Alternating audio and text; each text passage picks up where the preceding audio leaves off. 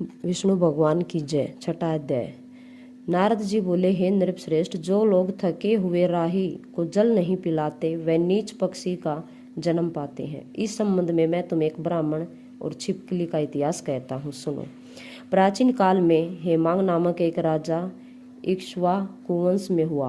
वह ब्राह्मणों का बड़ा भक्त था, किसी की निंदा न करने वाला, शत्रुओं पर विजय पाने वाला तथा जितेंद्रिय था।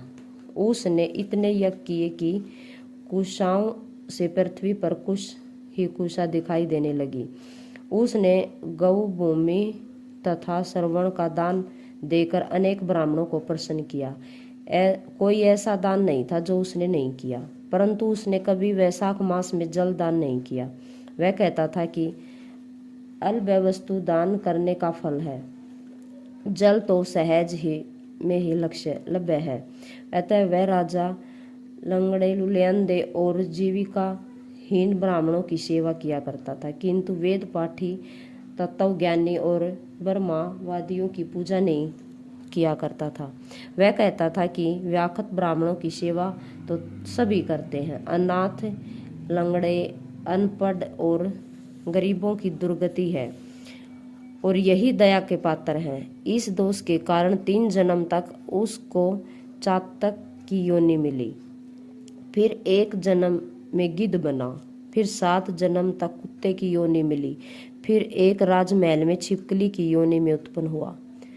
इस प्रकार उस राजा को मिथिलापुरी के राजा श्रुतिकीर्ति के घर छिपकली बनकर दीवार की चौखट पर कीड़ों का भक्षण करते हुए 87 वर्ष बीत गए। एक समय श्रुतिदेव ऋषि भूखे प्यासे दोपहर के समय मार्ग के थके हुए मिथिलापति के घर आए। राजा ने खड़े होकर उनका बड़ा आदर सत्कार किया, मधुपूर्वक आदि करके पूजन किया और उनके चरण धोकर अपने माथे पर उस जल को छिड़का। देवयोग से उस जल की एक बूंद छिपकली पर भी पड़ गई।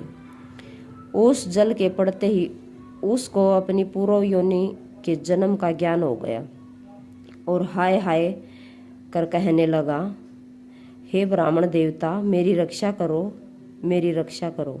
छिपकली के ऐसे वचन सुनकर श्रुतिदेव को बड़ा आश्चर्य हुआ और कहने लगी कि तू कौन है और क्यों इतना विलाप करती है?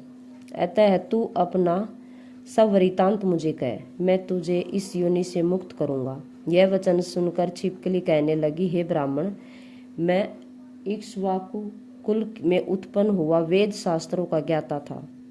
मैंने अनेक गोदान और यज्ञ किए तथा बहुत से कुएं, तालाब और बावड़ियां बनवाई, अनेकों दान दिए और धर्म पूर्वक राज्य भी किया, तो भी मुझे स्वर्ग न मिला। 3 जन्म तक चातक, 1 जन्म में गिद्ध हुआ, 7 जन्म तक कुत्ते की योनि में रहा और अब इस छिपकली की योनि में हूँ। यह राजा आपका चरणोदक छिड़क रहा था तो उसकी एक बूंद मुझ पर गिर गई, जिससे मुझे पूर्व जन्म का वृतांत स्मरण हो आया और मेरे अनेक पाप नष्ट हो गए। मुझे 88 जन्म तक छिपकली की योनि भुगतनी पड़ेगी, सो इन जन्मों से डरता हूँ। अब आप कृपया करके कहिए कि मेरी ये दशा कैसे हुई। तब ऋषि ने अपने ज्ञानाचक्षु द्वारा सब कुछ जान लिया और कहने लगे, मैं तुम्हारी इन योनियों के कारण जानता हूँ। ध्यान से सुनो। तुमने भगवान के प्यारे वैशाख मास में कभी जल दान नहीं किया। तुमने जल सुलभ जान यह समझ लिया कि यह तो बिना मूल्य ही मिलता है और धूप एवं मार्ग के प्यासे ब्राह्मणों को जल दान नहीं दिया। महात्माओं की अवज्ञा इस लोक और परलोक दोनों में दुखदायी है। सज्जनों की पूजा ही धर्म है, अर्थ, काम और मोक्ष देने वाली है। जैसे मंद आदमियों की संगति से कुछ फल नहीं मिलता, वैसे ही तीर्थ और मूर्तियों से तत्काल कुछ फल नहीं मिलता, परंतु महात्मा तो दर्शन मात्र से ही पवित्र कर देते हैं। साधु सेवा से कोई सज्जन दुखी नहीं होता। न तो तुमने जल दान दिया, न साधुओं की सेवा की, इसी कारण तेरी ये दुर्गति हुई है। अब मैंने जो वैशाख में पुण्य किया है वह तुझे दूंगा, उसी से के फल से तेरी शांति होगी। इससे तेरे भूत, भविष्य और वर्तमान तीनों कालों के कर्मों के संस्कार दूर हो जाएंगे। यह कहकर ऋषि ने जल स्पर्श कर एक दिन के वैशाख मास स्नान का फल उसको दे दिया। जल के छींटे लगते ही वह सब पापों से मुक्त होकर दिव्य रूप हो छिपकली का रूप त्याग कर ऋषि के आगे हाथ जोड़कर परिक्रमा करके आज्ञा लेकर स्वर्ग को चला गया और 10,000 वर्षों तक सुंदर भोगों को भोग कर इक्ष्वाकु वंश में ही महाप्रभावशाली काकुत्स्थ्य नाम से उत्पन्न हुआ और 7 द्वीप पृथ्वी का राज्य करने लगा।